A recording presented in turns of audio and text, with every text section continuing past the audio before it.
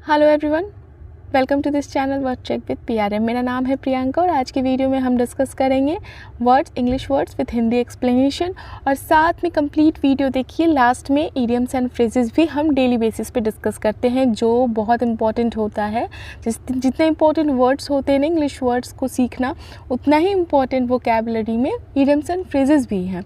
Fine, चलिए start करते हैं। और उन सभी लोगों को थैंक यू जिन लोगों ने मुझे सब्सक्राइब किया है। इसी तरह से सब्सक्राइब करते रहिए। वीडियो लाइक पसंद आए तो लाइक कीजिए और शेयर कीजिए।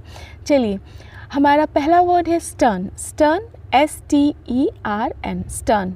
स्टर्न का अर्थ होता है कठोर और ये एक एडजेक्टिव है, ठीक है, एक विशेषण है।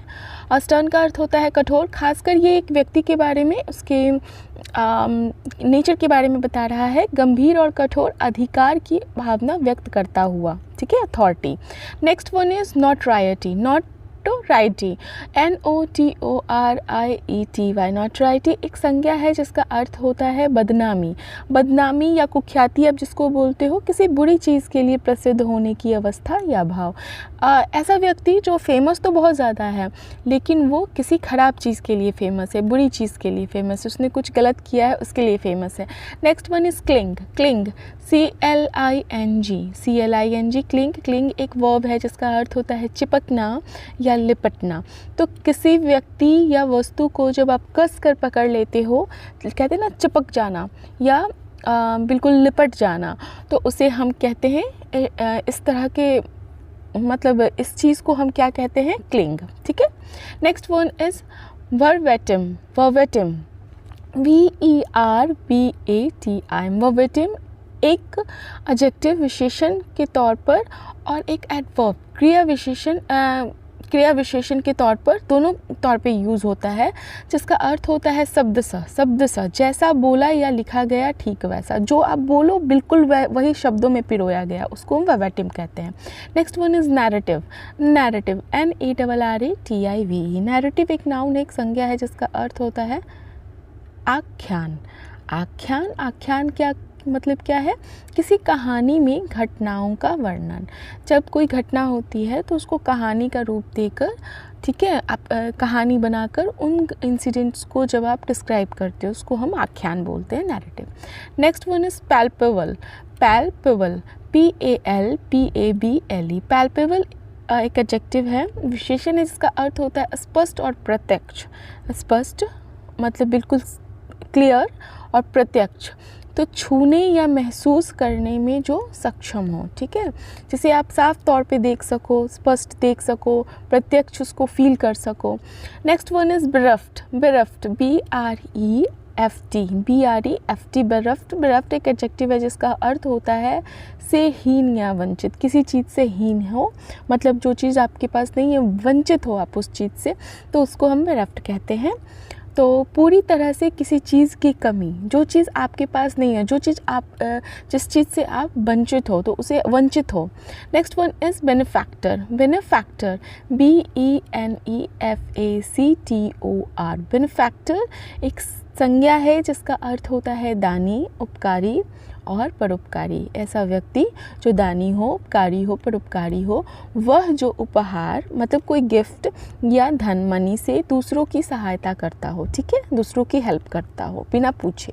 Next one is benediction. Benediction, BENEDICTION, benediction एक नाउन है, एक संज्ञा है जिसका अर्थ होता है आशीर्वाद या मंगल कामना करना।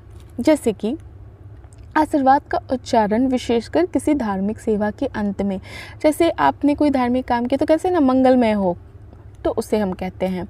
Next one is gloomy. Gloomy, GLOOMY, gloomy एक एडजेक्टिव है, एक विशेषण है जिसका अर्थ होता है उदास और निराश। मनोदशा में अवसाद को क्या इंग्लिश में बोलते हैं, अवसाद को कहते हैं डिप्रेशन, ठीक है। मनोदशा मतलब मेंटली, तो मनोदशा में अवसाद जिससे उदासी या निराशा दिखाई देती है तो उसे हम ग्लूमी कहते हैं। चलिए आगे हम डिस्कस करते हैं इडियम्स एंड फ्रेजेस, ठीक है। इडियम्स एंड फ्रेजेस भी बहुत इंपॉर्टेंट होता है। अगर सेंटेंस में इडियम्स एंड फ्रेजेस है और आपको मीनिंग नहीं पता हो तो आप कैसे समझोगे इस सेंटेंस को। चलिए स्टार्ट करते हैं। A dime a dozen, a dime a dozen, इसका अर्थ है कौड़ी के भाव, बहुत सस्ता। जैसे मान लीजिए कहते हैं ना कि अरे उसने तो उस सामान को कौड़ी के भाव बेच दिया, मतलब कि था वो महंगा लेकिन बहुत सस्ते में बेच दिया। Next one is a dogs breakfast, a dogs breakfast, इसका अर्थ है अव्यवस्था, बिल्कुल अनऑर्गेनाइज्ड, जो चीज़ जहाँ पे होनी चाहिए वो चीज़ बिल्कुल भी वहाँ पे नहीं है, बिल्कुल अनऑर्गेनाइज्ड है। Next one is a dogs life, dogs life आपने हिंदी में सुना होगा, इसकी तो जीवन कुत्ते की तरह हो गई है। इसका अर्थ है दयनीय स्थिति, बहुत ही ख़राब सिचुएशन है, बहुत ही ख़राब उसका मतलब कि अस्तित्व जो है दयनीय हो गया है, ठीक है। Next one is a closed book, a closed book, जिसका अर्थ होता है रहस्य, रहस्य, और इस इंग्लिश में क्या कहते हैं उसको, मिस्ट्री। कहते हैं ना उसकी ज़िंदगी जो है बहुत रहस्यमयी है, क्लोज्ड बुक है, मतलब किसी को कुछ नहीं पता उसकी लाइफ के बारे में।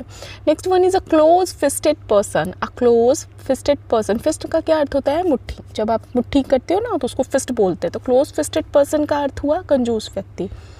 वैसा व्यक्ति, वैसा इंसान जो बहुत ही ज़्यादा कंजूस हो, जहाँ पर खर्च करने की ज़रूरत है तब भी वो खर्च ना करे। तो next one is a carrot and stick approach, a carrot and stick approach, carrot and stick approach क्या हुआ, प्रोत्साहन और दंड का मिश्रित उपयोग। कहते हैं ना कि पहले तो मैं मतलब कि अच्छे से प्रोत्साहित करके भी समझाऊंगा और दंड दे के भी। Next one is a change of heart, a change of heart, विचार में बदलाव। आपने सुना होगा कि वो उसने तो पहले ये सोचा था लेकिन उसका फिर अचानक से हार्ट में चेंज हो गया, दिल उसका बदल गया, विचार में बदलाव।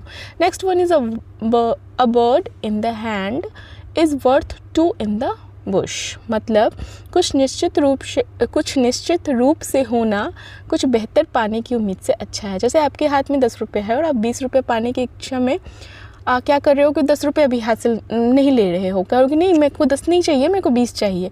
तो ये कह रहा है कि जो है उसे रखो।